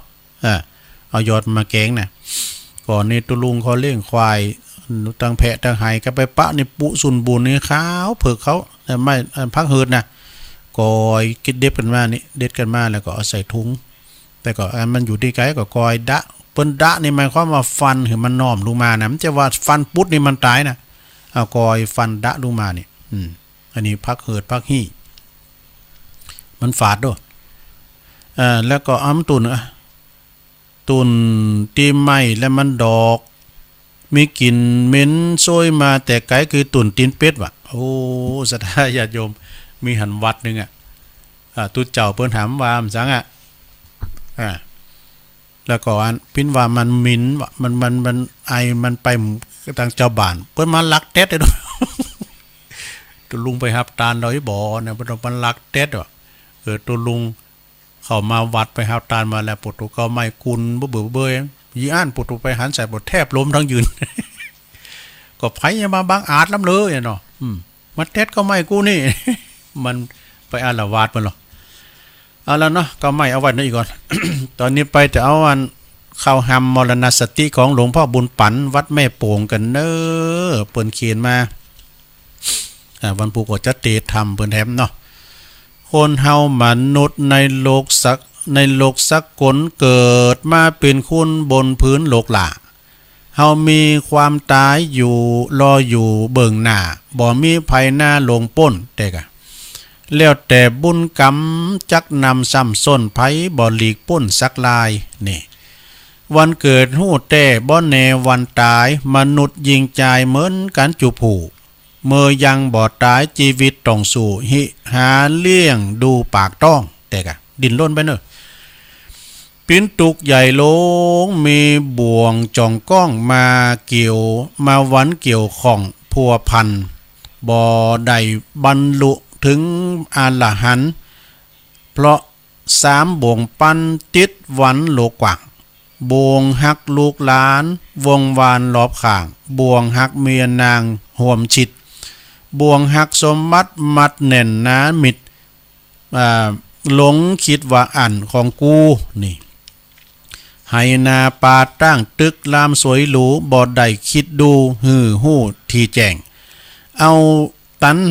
าโตตันหาเข้ามาเติมแท่งบ่กึดก่อยแยงที่ชั้นบ่ใจว่าบ่ใจของไผคนใดทั้งนั้นนี่อย่าหลงยึดมั่นมัวเมาเป็นของสมบัติของเฮาของเขาตายแล้วก็เอาไปโดยบ่ได้นี่แต่กันเนาะตายแล้วได้อันยังไปซากอย่างมีขาวกับดำบาปกับบุญนะแม่นศพซากตนเขายังเผาใหม่บ่เหลืออันใดเคินข้างเหลือชั่วกับดีบ่มีมวยมั่งคือผลติดสร้างเมืองคนทำดีละไหวคนจักได้สรรเสริญทำชั่วคนเมินเปิ้นบ่อวดอ่างนี่มีไหวประดับไหวกันโลกกว้างสืบตัวยาวนานจั่วฝ่าอยู่กูโลกีบ่มีต่ำจ้าหือเฮาตั้งหน้าทำดีนะทำดีไปเตอจักบ่ถึงจักมวยมิดดับจิตเป็นผีแต่ว่าความดีมีไว้โลกกว้างโลกล่าจวนนิรันดร์การยาวนานไปหน้าไผบ่นินตาว่าให้นี้หือเปิ้นเสียดายตายหือเปิ้นเล่าไว้กรรมสอนลุมไต่เมืองคนเกิดมา1ครั้งจักตาย1หนเกิดมาเป็นคนทนทุกข์จ่องจนตายเป็นผีหนีเข้าหีบหล่องจบตามตำนองป่นตุกเกิดตายมาหลายเจนยุคตั้งแต่โลกตั้งมีมาเนี่ยแม่นองค์พุทธตนตรัสพยายังมรณาดับขันจุนใดเฮาเป็นปุถุชนคนอยู่ลุมไตนับภาษาใดหลีกปุ้นเนี่ยมันหลีกปุ้นเนาะสถาเนาะมีเข่าของมีเงินทองเรือนล้นบ่หอบดันดนปาไปนี่เมียแปลงตีหักก็สุดวิสัยก็ปาก็ได้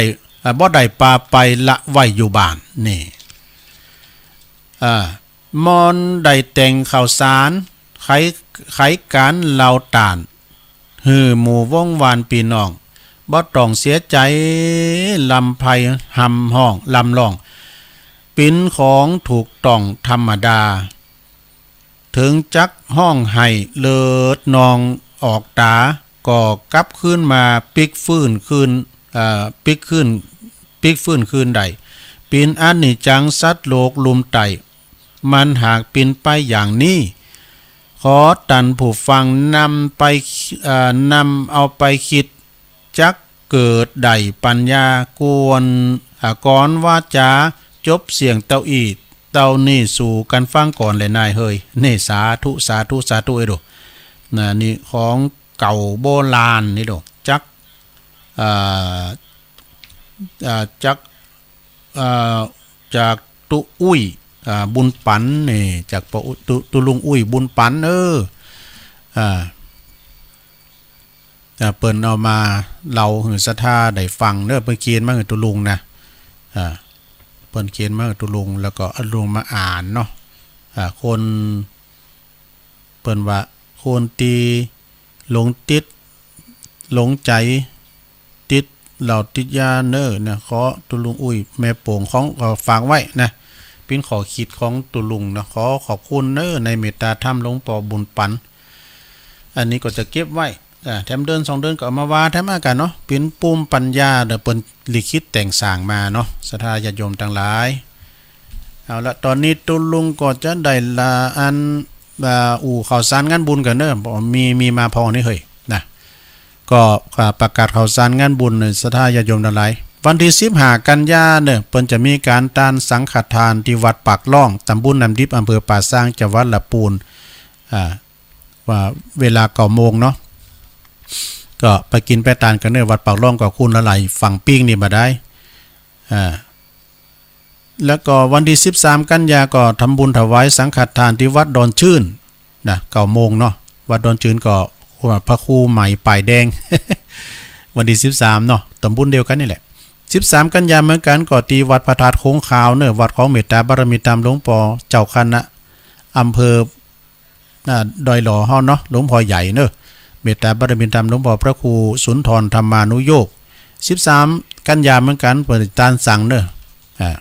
ที่วัดพระธาตุโค้งขาวอำเภอดอยหล่อ21 กันยาก็เปิ้นจะมีการถวายทานสังฆทานที่วัดโบสถ์น้ำดิบเนอะไปจะไปหับสังกับสังพระ500สังเน้น300นะตีอาจารย์ท่านพระครูปลัดท่านดงชัยยาพระโนตุปิหนุ่มเฮาเนาะณที่วัดเหล่าเป่านั้นก็ตำบลดอยหล่อเขต2นี่ก็ตีวัดนี่เปิ้นจะมีการทำบุญหล่อพระเจ้าหล่อพระพุทธรูปประดิษฐานตีพระประดิษฐานประจำซุ่มพระประธานในอุโบสถที่เปิ้นปิ้นแปลงอุโบสถโบสถไม่ซักกันเนอะไม่ซักทองนะแล้วก็จะได้ถวายสังฆทานประจำปีตัวเนอะที่วัดเหล่าเป่านะตำบลดอยหล่ออำเภอดอยหล่อจังหวัดเชียงใหม่เฮาเนี่ยวันที่1 กันยาเนอะวันที่1 กันยาวันติดพอดีเนาะท่านพระครูปลัดสุรศรียานาไสโยเจ้าอาวาสเนาะเอางานต่อไปก็ท่านอาจารย์ท่านพระมหาประสิทธิ์ธรรมาภินันโทปท8ประโยคนะเจ้าวัดจ้างกำแล้วก็เปิ้นเป็นประธานหน่วยปตตำบลมะกอกอำเภอป่าซางโดยก็เปิ้นจะมีการทำบุญฉลองอายุวัฒนมงคล55 ปีนะครั้งที่12เปิ้นจะมีงานขึ้นในวันที่31 สิงหาเนอะฉะนั้นญาติโยมทั้งหลายก็จะมีการต้านผ่าป่าโดยสืบจัดตาโลงโดยนะเพื่อเป็นขวัญและกำลังใจของท่านพระมหาประสิทธิ์ธรรมาภินันโทก็เวลาเตงกึ่งนี่ก็จะมีการฟังฟังธรรมกันพิเศษกันใหญ่กันหลวงโดยเมตตาบารมีธรรมหลวงพ่อพระครูอาทรวิสุทธิคุณเจ้าคณะอำเภอหางดงเจ้าวัดนองตองเนาะเมตตาธรรมหลวงพ่อจะได้มาเทศนาธรรมแล้วก็พบปะกับครูบาอาจารย์ที่เปิ้นออกรายการ59 รูปด้วยกันนะตึงเวงป่าเป่าตัวนี้นะก็วันที่31เนอะ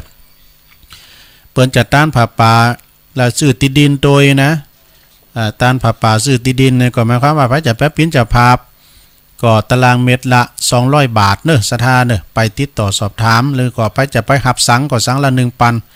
ก็ไปติดต่อสอบถามพระจะไปออกโครงการก็เชิญได้ติดต่อได้ที่เบอร์โทรศัพท์0861875325 อาจารย์ท่านพระมหาประสิทธิ์ธรรมาภินันโทเนาะก็เชิญรวมทำบุญอายุวัฒนมงคล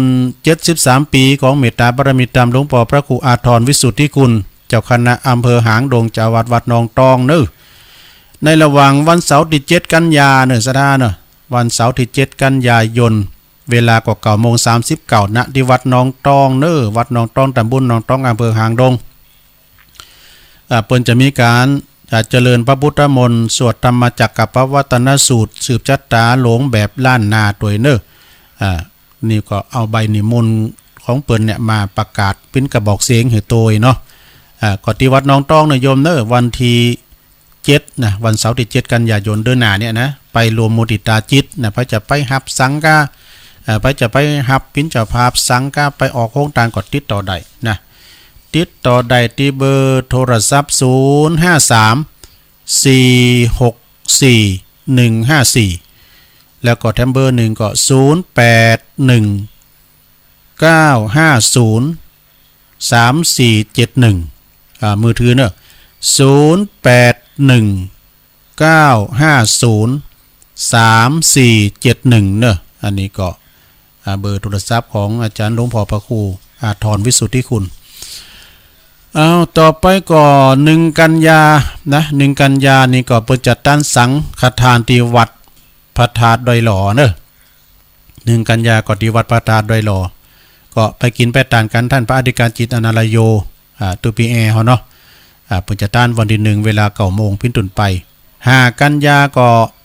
ตานสังฆทานที่วัดไร่บกบงสำนักสงฆ์ไร่บกบงอาจารย์ท่านพระครูท่านพระอาจารย์อนุชาหรือวัดตุปีไก่นะปลุงแม็กเนาะเอกนลินนะปลุงฝากประกาศมา6กันยาก็เจิญรวมทำบุญสังฆทานที่วัดวังขามป้อมนะวังขามป้อมก็พระอธิการพงศกรกัลยาณธรรมโมตุปีน้องแล้วก็ตังปลุงวีรพงศ์หรือว่าปลุงหลาเขาเนาะฝากประกาศแล้วก็วันที่6กันยายนเหมือนกันก็ที่วัดพระธาตุดอยน้อยที่ตุลุงอยู่นี่นะก็โปรจัดตั้งวันที่6นี่เดือน12ขึ้น8ค่ำเนอะ8ค่ำนะก็เวลา9 โมงเป็นต้นไปวันที่7กันยาวันที่7กันยานี่ก็เจิญรวมทำบุญตานสังฆทานตุ่นเงินที่อารามตาหล่อเด้ออารามตาหล่อที่ปีนันชัยเขาเนี่ยนะประลงซุกเขาอะ ประลงซุกจรัสศรีสุภาปอมอยเขานี่กะปอสุทัศน์เขานี่นะแล้วก็วันที่8กันยานี่ก็เพิ่นจะมีการทันถวายตั้งเข่าสลากพัฒทหารที่วัดป่าอัมพวันโทกเสือเนอะกลปท่านพระอธิการรัตภพนลินโทอาจารย์เริ่มแล้วก็ปลงจันลัน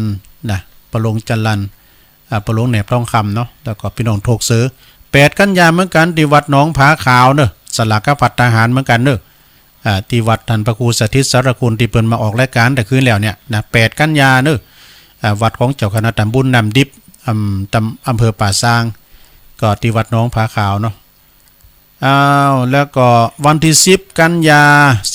ก็เจิญรวมทำบุญเข้าพิธีในการสืบชะตาจะลองอายุวัฒนมงคล70 ปีของเมตตาบารมีธรรมหลวงพ่อพระครูอินทยานรังสีเจ้าคณะอำเภอจอมทองเนอะวัดพุทธนิมิตร10กันยาเนอะ10กันยาก็80 ปีกันเนาะครูบาเพิ่น80 ปีกะวัดพุทธนิมิตรเนอะเมตตาบารมีธรรมหลวงพ่อพระครูอินทยานรังสีจะร้องในวัยของเปิ้นก็70 ปีพอดีนะที่วัดพุทธนิมิตรเนอะ10กันยาต่อไปก่อน1กันยานี่ก็ศรัทธาญาติโยมเปิ้นจะมีทำบุญสัตตมวานนะสัตตมวานของครูบาอินตาที่วัดศาลาเนอะตำบลน้ำแพร่เปิ้นจะมีงานเนาะศรัทธาก็ไปกินแปดตานกันเนอะแต่งานหนึ่งอันนี้ก็เป็นงานใหญ่เนอะศรัทธาญาติโยมทั้งหลายงานใหญ่อย่างใดก็คือเป็นงานที่จะมีการทำบุญคณะศิษย์จัดถวายมุทิตาสักการะหลวงพ่อพระธรรมเสนาบดีอายุวัฒนมงคล70 ปีเนอะและมีการสืบจัดตาหลวงแบบล้านนาณมณฑปพระยกจตุรทิศวัดดอยสัพพัญญูอำเภอแม่วางจังหวัดเชียงใหม่ในวันอาทิตย์ที่1กันยายนเนอะเวลา9 โมงเป็นต้นไปนะจึงเรียนมาให้ศรัทธาญาติโยมต่างหลายได้ไปรวมทำบุญมุทิตาเนาะไปจะไปหับสังไปจะไปหับโรงทานหรือว่าไปรวมทำบุญกับเปิ้นก็เจิญเนอะ1กันยาที่วัดดอยสัพพัญญูเนอะปีนี้เป็นมาจัดทั้งหลุมนี่นะแล้วต่อไปก็เจิญรวมทำบุญ18 สิงอันนั้นแล้วไปแล้วเนาะวัดมะขับตองเหล่าเย้าเนื้อนี่ก็เปิ้นสร้างวิหารครอบ พระเจ้าสมปรารถนาเนอพระจะไปลมพินเจ้าภาพเล็กปูนหินดินทรายก็เจิญได้ติดต่อได้ติเจ้าอธิการจรูนฐานะทินโนหรือวัตุปีแดงเลขาใดนะคณะสงฆ์แล้วก็อบต.ชมรมกำนันผู้ใหญ่บ้านชมรมผู้สูงอายุนะตำบลนครเจดีย์เขต2เนี่ยเพิ่นจะมีการธรรมสัญจรนะณที่วัดสุวรรณวิหารในวันเสาร์ที่24เนอะก่อมผู้ก็ค่ะหลายวันอยู่กับ24สิงหาน่ะ24สิงหาเนอะเวลา 18 นาฬิกาก็ขอเชิญรวมทำบุญแล้วก็ทำเชิญรวมกิจกรรมฟังเทศกันท่านพระครูบดีกาศิวนาถสีโลหรือว่าตุปิบินเนาะเจ้าคณะตำบลนครเจดีย์เขต2เปิ่นฝากประกาศมาปกกำนันณรงค์ภูดอนตองกำนันตำบลนครเจดีย์ท่านนายกขยันพงดานายกองค์การบริหารส่วนตำบลนครเจดีย์เนอะแล้วก็พร้อมกับชมรมกำนันผู้ใหญ่บ้านในวันเสาร์ที่24นี่นะวันที่24สิงหาเนอะโยมเนอะที่วัดสุวรรณวิหารก็ขอประกาศบอกเอิ้นเชิญชวนเวลา 18 นาฬิกาเนอะไปฟังเทศน์ฟังธรรมธรรมสัญจรกันได้ 31ก็อันนี้ก็เพิ่นจะมีงานเนอะ31สิงหาก็เชิญรวมทำบุญตานงานเข้าสลักภัตตาหารณที่วัดป่าบุกตำบลแม่แรงอำเภอป่าซางเนอะเปิ้นมีสลากเทวดาประจำปีเกิดด้วยเนอะอุทิศบุญกุศลไปหาเทวดาประจำตนโตก็ดีตานไปหาเจ้ากรรมในเวรพอเกิดไม่เกิดตุนละ500 บาทเนอะสลากโจกนะตกไปพุ่นละก็ที่วัดป่าบุกเนอะวันที่31สิงหาเปิ้นจะมีตานเข้าสลากภัตตาหารนะถ้าหับปิ้นตุนก็ตุนละ500 บาทสลากโจกเนอะนี่ก็บอกเอิ้นเชิญชวนก็หันเฟซของตุปีนัททีเนตรภาพนะตุปีสมุนัททีก็วัดตุงทอบตำบลสองแควอำเภอดอยหล่อนี่โดยเมตตาบารมีตามอาจารย์ท่านพระครูปัญญาพิสุทธิ์เลขาเจ้าคณะอำเภอดอยหล่อเจ้าคณะตำบลสองแควเจ้าวัดทุ่งท้อพร้อมกับคณะสัตยาเปิ้นดำเนินการก่อสร้างหอทรงน้ำหอระฆังหอกองในอาคารเดียวกันเป็น2-3 แจ้นนี่นะการก่อสร้างก่อลุดหน้าไปจัดไกลแล้วนะพระจะรวมทำบุญเล็กปูนหินดินทรายปิ้นจะพาปัจจัยต่างๆก็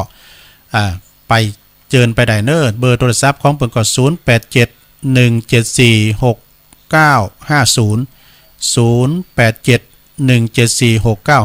เนอตลอดเวลานะ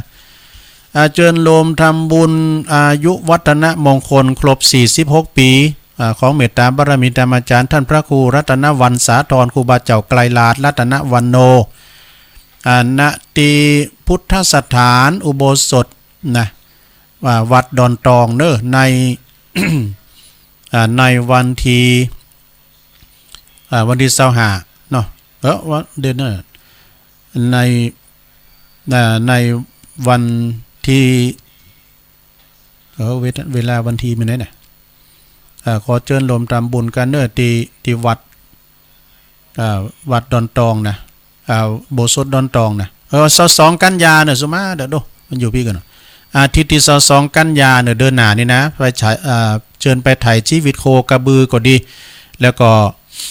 ไปฟังซอเนาะกำผ้าโบตองโดยของคณะแม่จุมอินถาลูกแม่ปิงนะ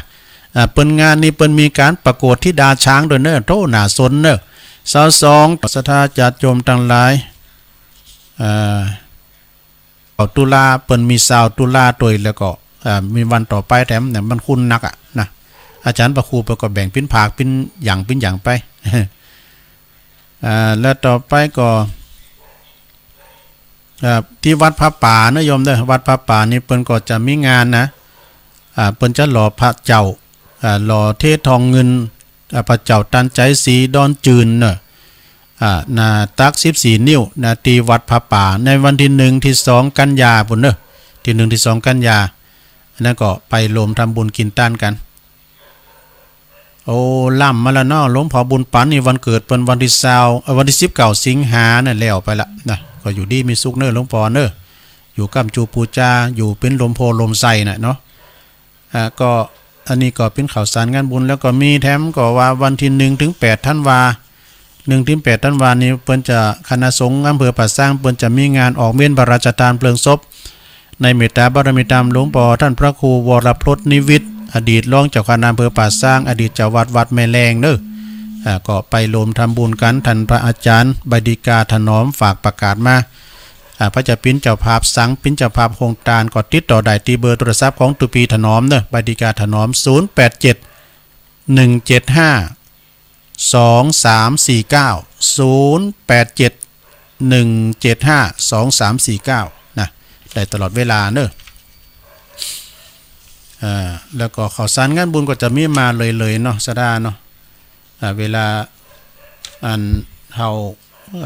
ไปกินไปทานกันนะตอนนี้ก็ศรัทธาญาติโยมก็ได้เวลาแล้วเนาะได้เวลาที่จะได้เปิดสายนะสดาเนี่ยเดี๋ยวกันเนอะเจริญปอนเจ้าไอ้ซาเจ้าก็น้อยเนื้อวันนี้ก็เขาตำนานตลาดคนเก่าเนาะนี่ต้องเทียม2 วันเลยเจ้าอันนี้ก็เทียมตำนานหนึ่งเลยเจ้าแถมอีกตำนานเราคานกันมามีโรงนั่นนาอิสาเมียน้อยพอเปิ้นมีลูกนางขอมาคอยคิดขาลูกหน่อยของนางจึงพยายามบ่ละปล่อยวางจักขาลูกนางจนใดขาเตในตองบ่เหลือละไว้ขาลูกนางใด3 คนส่วนนางเมียน้อยนางขอซับตนลูกเป็น3 คนซ้ายเหาะถูกขาก่อนนางจะตายขอพาท่านหน้าผู้จัก3 ขาลูกมือเกิดมาเป็นแมวบอกแก้วคือถึงจักขาลูกมือใดส่วนนางเมียหลวงมาเกิดเป็นไก่ลูกยังเป็นไข่แมวก็มากินตามล่างตามฐานจนเป็นอาจินอยู่ทุกแผ่นดินจักช่วยไปขาเมียหน่อยเป็นงัวออกเลาะเล่มยามีลงช่วยขาต่อเนื่องส่วนว่าไม่ลงเกิดเป็นเสือเหลืองโดยความเพียรเครื่องจึงช่วยไปขาฟันถูกฟังต่อจักเป็นได้จ้ายายขอจักมาเล่าต่อเนื้อเจ้ากำยองวันละกรรมนะเจ้าวันนี้คำว่ากระด่างเกิกเดึกนะเจ้าภาษาไทยแปลว่าไม่กระดุกกระดิกเจ้าไว้ซะเจริญปอนขอบคุณยายน้อยเด้อโทรเข้ามาแถม0899556506เอาสายไก่เข้ามาเมืองฝางพี่จะได้ฟังกันตัวลุงมาฟังที่ในนี่เนี่ยมันยืนกระด่างกึกดึกเลยอย่างลุงอย่างยายหน่อยว่านะเพิ่นฟังกันก็จ้าตามเมืองฝางปอบุญศรียานะเจริญปอนไว้จะจัดตุลุงอยู่กับตุลุงไม่2 โมงเด้อแม่ปานีเจ้าแม่ปานีใจตุลุงเด้อใจไก่นะนี่นะน่ะก็ขอบคุณได้หลายจ้าไว้ใจเจ้าเพื่อคำนักเด้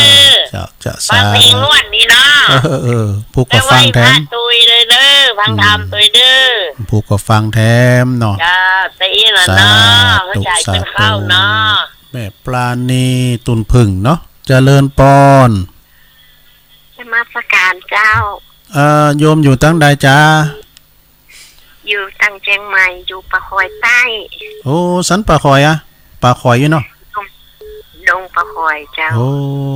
ดงปะคอยมันเคยมาเลยนั่นโทรมาครั้งแรก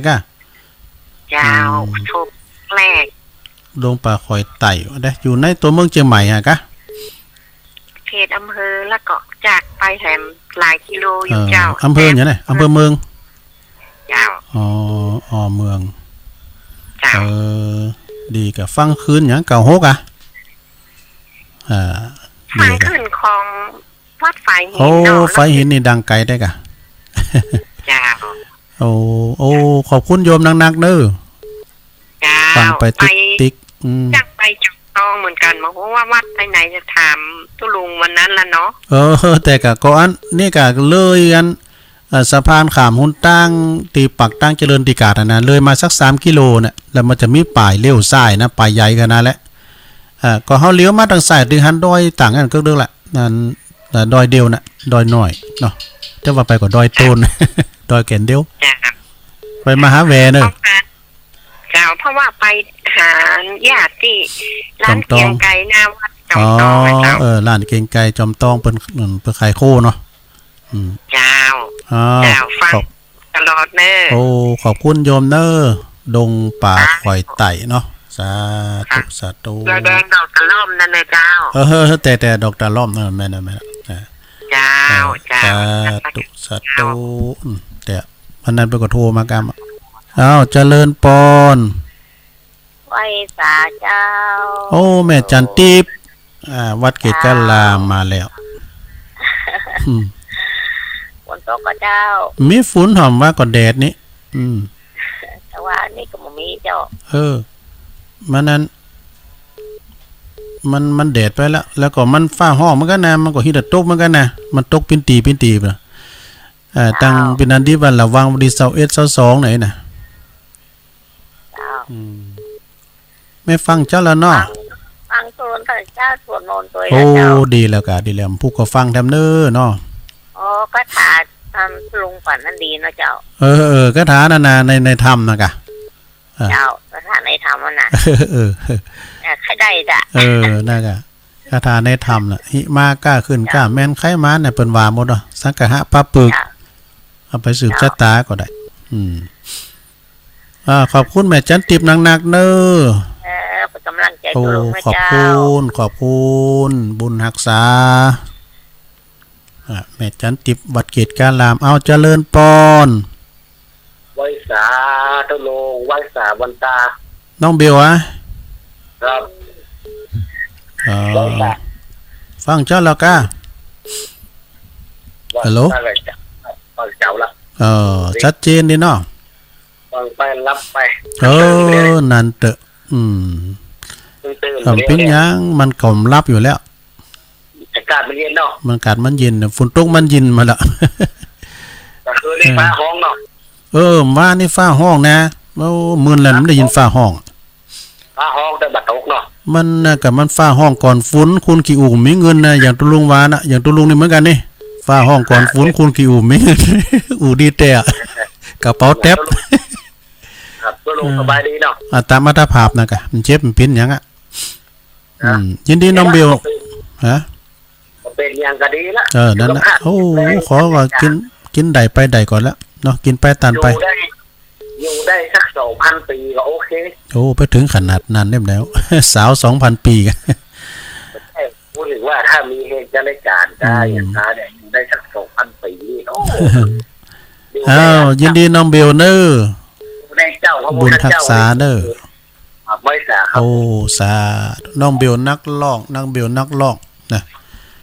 ลืมไปเนี่ยวัดยางกวงเนี่ย17เนอลืมไปหาน้องเบล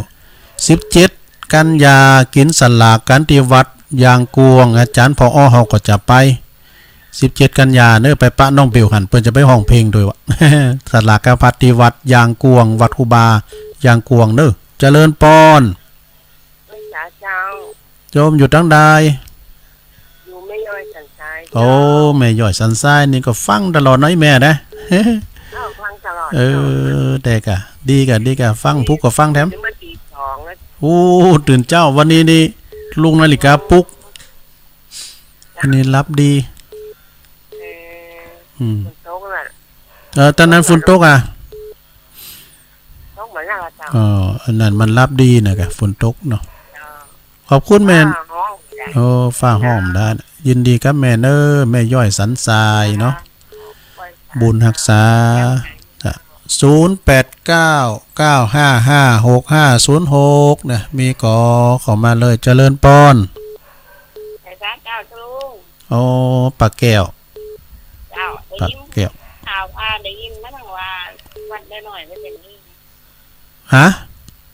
ก็มีงานเนี่ยด้วยมีงานวันที่6นะกะอันเปิ้นจะต้านสังนะกะต้านสังอย่างต้านสังเดือน12นี่กะแม่ปะได้นะวันเดือนหน้านี่ก็เหมือนว่าวันที่6นะวันที่6นี่จับวันศีลเนาะเดือน12ออก8ค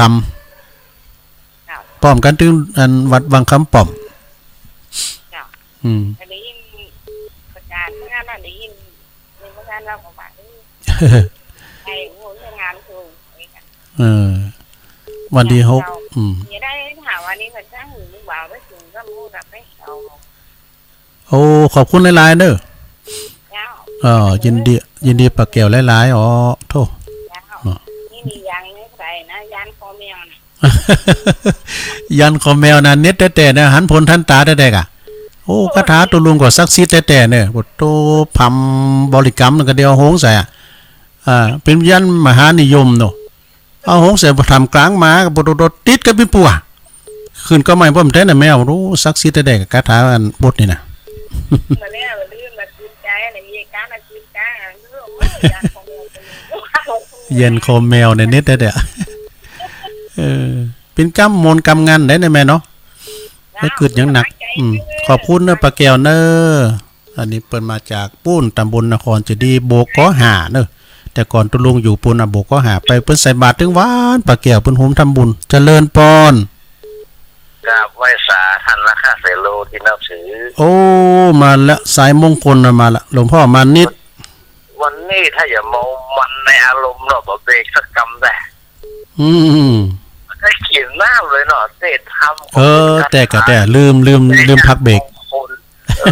เป็นอย่างมงคลแต่ก็ลืมพ่อกับพ่อกำยองแหมห้องอะไรก็ลุงฮะห้องใส่ตาหมง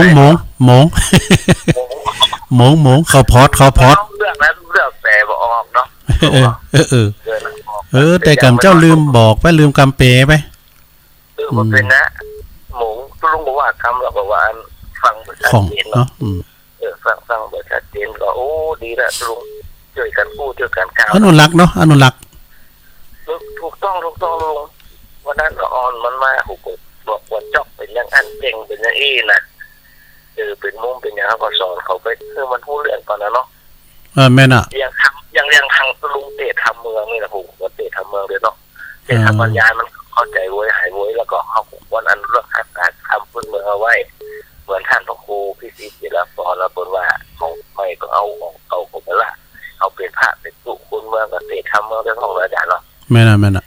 แล้วของกราบขอพระคุณหลวงพ่อเนอะบนที่วัดในกรุงหลวงพ่อบนปันว่าบนปัน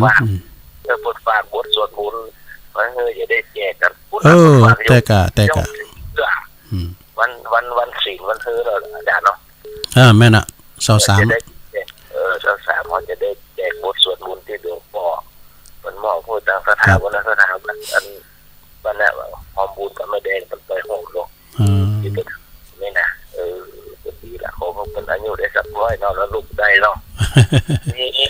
ร่างกายได้สักร้อยตายกับลูกได้อยู่เนอะลุงน้องเหมือนกันนะครับ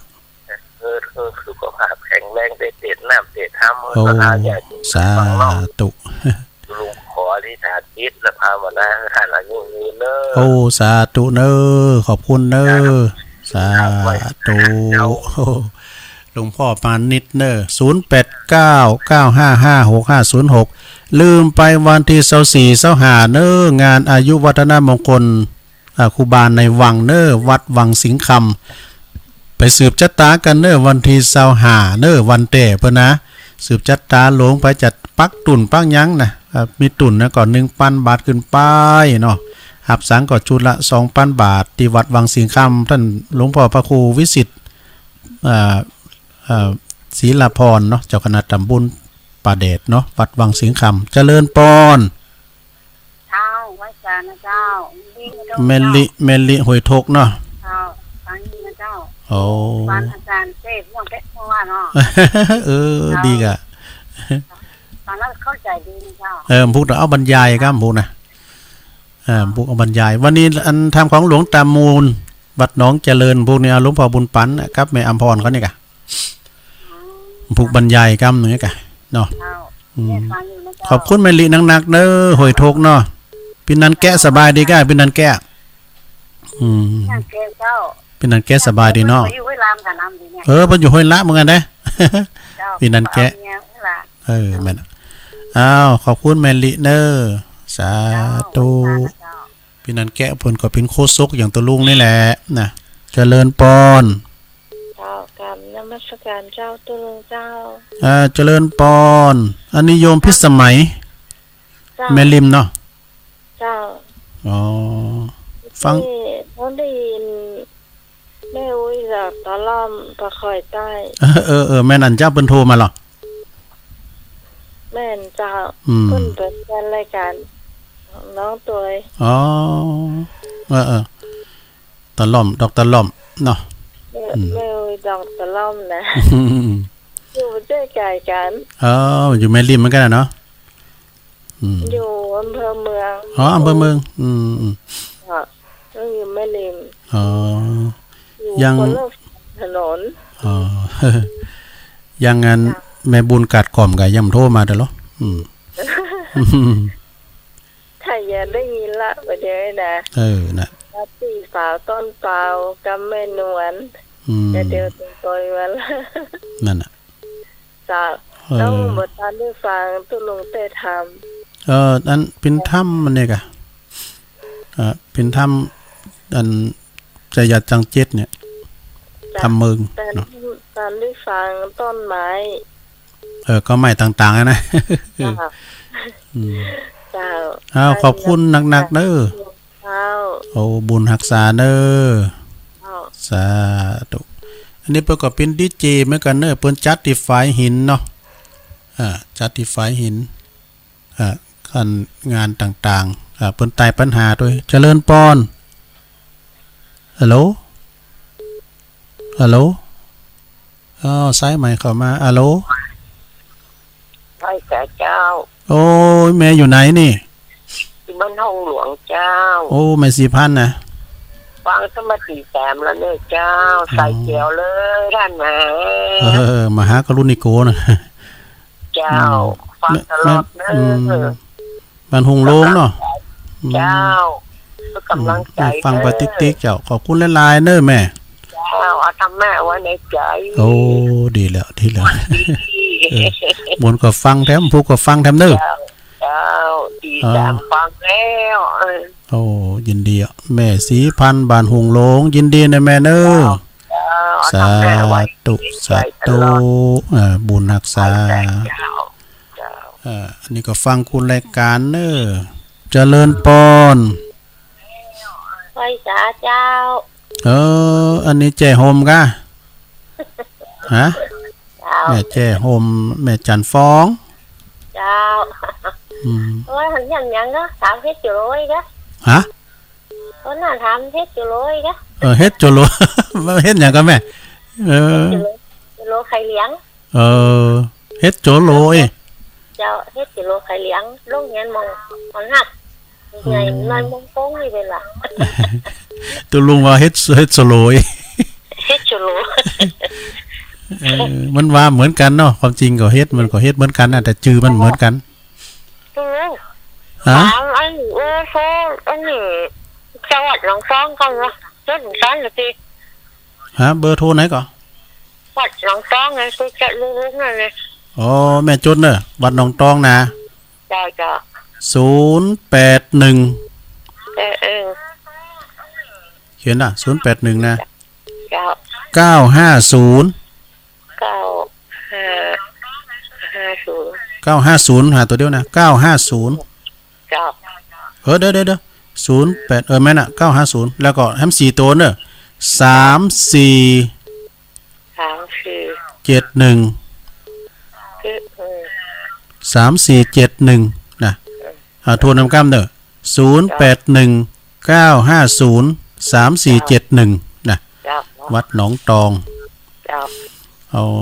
แม่ฟังเจ้าละเนาะถ้าถึงวันน่ะแต่มันท่อมด้านเปิดเต้นน่ะล้อมเดี๋ยวนี้เต้นน่ะล้อมเปิดสีขาวก็ได้ทั้งด้านเปิดขอบคุณแม่จันฟองหลายๆเด้อเหลือเต็ม10นาทีสุดท้ายโทรเข้ามาแถมเด้อ0899556506เจริญปอนไว้ฝากเจ้าลุงแม่กล้าไม่อ่อนนะฟังเจ้าแล้วบ่ฟังตอนตู้เปิดเพลงนะเจ้าตื่นเจ้าเนาะแม่กล้าเพิ่นตื่นเจ้าอ่ะเนาะเจ้าเดี๋ยวนี้อยู่กาดแล้วก็เจ้าขับรถอยู่เจ้าขับรถเจ้าใกล้จะอีกบ้านใกล้จะถึงบ้านละกะแม่นไขมานเด้อเจ้าตะลุงกำนี่นะอยู่บ้านอยู่จองอยู่ในรถในลาอีตัวเนอร์ปั่นปอนนะแต่อยู่ในรถในลาเด้อนะเจ้า เพิ่นในรถเพิ่นก็ฟังกันหลายคนเพิ่นบ่โทรมาบ่ได้เจ้าแม่ก้าจังเนี้ยโอ้แต่คันนี้จะปันปอนขอบคุณแม่กานักๆเด้อเจ้าเป็นกำลังใจให้ทุกคน โอ้ขอบคุณหลายๆเจ้าสาธุนะกะแม่นไขมันเนาะก็ปันโจกโอยใจพี่น้องที่ไปกะไปขายขึ้นรถขึ้นลาก็เดินทางเขี่ยวคาดปลอดภัยเด้อขี่รถขี่ลาก็มีสติก่อนสตาร์ทเนาะเจริญปอนโอ้เสียงก่อยไปเนี่ยอยู่ไหนโยมดูเสียงก่อยไปเบาไปหน่อยแต่อยู่ไหนแม่โหลได้ยินอ๋อเมืองวะลวงเหนือโอ้เมืองวะอ่ะเมืองวะลวงเหนือโดยสเก็ตนะเจ้าโอ้ไกลเหมือนกันนะเด้ตั้งวันโดยสเก็ตเก่าอ่ะได้ยินแล้วเนาะได้ยินกันเมืองวะไม่ฟังเจ้าแล้วเนาะฟังเมื่อ3 โมงนะเจ้าโอ้ยตื่นเจ้าได้ผู้ก็ฟังแถมตื่นหมกบ่ายโมงฝ่ายกำแล้วก็รับไปตื่นกำ3 โมงนะเจ้าได้ยินสั่งไปค่ะโอ้ดีแล้วกะเจ้าเมืองวะลงเนินเนาะบุญหักษาเนอดอยสเก็ตขอบคุณจัดหลายผู้ก็โทรมาแถมไผมันเต้ามันเต้นก็เจริญปอนไว้สาเจ้าตุลุงอันนี้ตังใดจากฟางเจ้าโอ้มือฟังมาแล้วพุทธยินดีเพิ่นฟังเจ้าแล้วกันไหมเจ้าฟังเจ้าตั้งแต่เล็กมาเลยบ่เจ้าโอ้ก่อนหน้าก็ตุลุงมาฟังอันนี้ในมือถือตุลุงกูเตือนมันกดแล้วก็ดังแล้วมันเป็นแอปอ่องๆนะตุลุงน่ะอาจารย์ประครูเพิ่นแปลงอ่ะเพิ่นว่าเพิ่นแอปเนี่ยเป็นตัวฝรั่งอังกฤษตุลุงว่ามันจังก็เลยว่าแอปอ่องแอเนี่ยเพราะมันกระดังกุกดึกนี่โอ้เป็นว่าเพิ่นฟังเจ้าแล้วบ่น่ะเด้อฮะฟังคำยองอ้วนขนาดนี้ฟังหูเลิงหูเลิงกะนั่นกะฝนมาตกมันเสียงก็ไม่ใหญ่อ่ะมันเสียงไปแล้วจ้ะอ้วนขนาดเลยแม่อยู่อำเภออยู่บ้านไหนก่อนอยู่แม่ใจหมู่8เจ้าแม่ใจเจ้าแม่ใจหมู่8นี่เนาะเจ้าอยู่อำเภอหยังนี่อำเภอฝางโอ้ไกลครับวัดพระบาทอุดมเหรอมาไกลทางเมื่อวานตัวลุงก็มาก็ยังไปปัจจัยไปให้อยู่ดีกะเจ้าโอ้วันจะแตะกำยองนี่นะคำยองวันละคำเนาะขอบคุณหลายๆเด้อแม่เด้ออยู่บ้านแม่ใจหมู่8ฝางเนาะโอ้ขอบคุณหลายๆสายไกลเข้ามาแล้วคนนึกว่าเปิ้นได้ยินใกล้ๆอ่ะนะเจริญพรพี่น้องตังเมืองฝางแม่อายชัยประการเด้อเจริญพรตังได้ไหนก่อนตุ่นเป่าได้ตุ่นเป่าสันกำแพงเนาะตีน้องไม้วัดตะกี้กันมาแล้วอันนี้แฟนครับทางน้องไม้เนาะครับตู้ลุงตัวเนี่ยแม่น่ะสันกำแพงมันไหนก็โดนซ้ำเนาะแต่ตะกี้เปิ้นโต่งหานี่โดนพัดพิงถึงนี่อากาศโทรมาพองอากาศเนาะโทรมากับเจ้ามันสั้นก็ได้โทรอีกแต่เขาก็พูดไปมันก็แบบสั้นตุกจำอย่างก็กำลังใจไปดูนะขอบคุณหลายๆเนอะแม่เนอโอ้สาธุตุ่นเป่าสันกำแพงปุ่นเด้อเจริญปอนไว้สาเนอโอ้อันนี้เป็นนานบันทีโลงมาละไม่โทรหาจัดมึนน่ะเนาะแม่ละฝนตกกอดคุณน่ะมีฝนครับมีโอ้แมลงแต่ว่าปวดท้องโอ้มันมืดไปตะบนนี้บาปหนักเลยอ่ะตอนนี้มันมีมันฝนรุมแต่ได้ยินกับฟ้าห้องนะกะฟ้าห้องแต่มันตกที่มันห้องบ่กะตื่นเจ้าวันนั้นเฮ้ยตื่นเจ้าเหมือนกันนะได้จากหลายเพลงเดียวพวกห้องเพลงโจยูเนอร์ของเพลงนี่แล้วอันนี้เขาวันแรกนี่เขานั่นน่ะขอบรบกันนะโมนเดียวนั่นน่ะเพราะขอบรบกันเพลงเก่าถึงโมนนะอมตะเพลงหากินแต่แล้วก็มีคาราโอเกะทุกหมู่บ้านเนี่ยพวกเราเบิ่งว่าเป็นนักร้องเก่าทำแล้ว ก็โมนมันเพลงก็มวนดีเลยนั่นเนาะโมนก็ฟังไปติ๊กๆกันเนาะโอ้ขอบคุณลือโลงเฮาได้เข้ามาเนาะได้ขอบคุณหลายๆโทคุณก็ฟังนะแต่ละทีนะโอ้ดีแล้วไปกัดก็โอ้ฟังตุบินแหนเนยขอมีกับคุณเขาฟังบุญรักษาโทอันนี้พี่ไอ้แต่โหเฮานี่นะเปิ้นเข้ากับทีมลุงใจเหมือนกันเจริญปอนสาธุลุงโอ้แม่คำปันมาละแม่คำปันก็เหล่าเซนปิ้งฟังเจ้าแล้วก็แม่คำปันโอ้ดีกะยินดีแม่คำปันได้ลายสาธุเจริญปอนโหลไปสาเจ้าตุลุงเจริญปอนโยมอยู่ตั้งใดอยู่เวียงป่าเป้าเจ้าโอ้ไปถึงเวียงป่าเป่าเงินได้เจ้าโยมฟังต่างเวียงป่าเป่าเจ้าฟังคืนได้น่ะโยมน่ะไฟหินกันเนาะโอ้ไฟหินเจ้าฟังไปติ๊กๆเด้อเจ้าปู่ก็ฟังแถมเนาะทั้งเพฝนตกทั้งคืนเลยนะโอ้ฝนตกดูจุ่มเย็นดีกะพุ่นน่ะเจ้าดีละจุ่มเย็นดีเนาะเจ้ายินดีหนักๆเด้อพี่น้องเวงปรับเป่าเอามาทำสายนะเอาสายติดสาวสุดท้ายมีก่อสนะขอบคุณตุปีวิชาเจ้าอธิการวิชาสุจินโนเทรนเนอร์เจ้าอธิการวัดปัตตานเนาะเปิ้นไลน์มานี่วัดปัตตานบันแซมเจริญปอนฮัลโหลโยมอยู่ตั้งใดโอ้แม่อำพรน่ะนั่นก็หายไปเนี่ยแม่สุพรรณเขาเนี่ยลื่อหลวงไปยังมาแล้วเนี่ยโอยใส่แม่สุพรรณเขากันนี่อ๋อพี่ยังกับมันเต้นก่อมพูกแถมมากันเนาะโอ้ไม่อำพรหวยโมงบันทิขอบคุณฟังกันตั้งบันหวยโมงนี่นะฟังเมื่อคุณเฒ่าฟังนั่นน่ะแล้วก็ใครถามไม่อำพรน่ะเบิ้นฟังยองหูเลิงเหรอโอ้ก็ยองบุกยองก็เป็นดับเบิ้ลยองนะดับเบิ้ลยองดับเบิ้ลยองคุณเฒ่าฟังกูหลังคาโอ้ดีแล้วเนาะเผยแผ่กำอู่กำจากำสอนเขาเนาะถือว่ากำยองเขานี่นะอนุรักษ์เนาะวรรณกรรมมันยองนี่มันถึงอยู่ที่ลุมด้วยมันยองอยู่ด้านบนน่ะฟังกันกูหลังคาโอ้ขอบคุณแม่อำพรเป็นตัวแทนเนาะโทรมาฟังถูกร้นถูกองค์ดีแล้วเจริญปอนขอบคุณหลายเอาละตุลุงขออนุญาตยกหูก่อน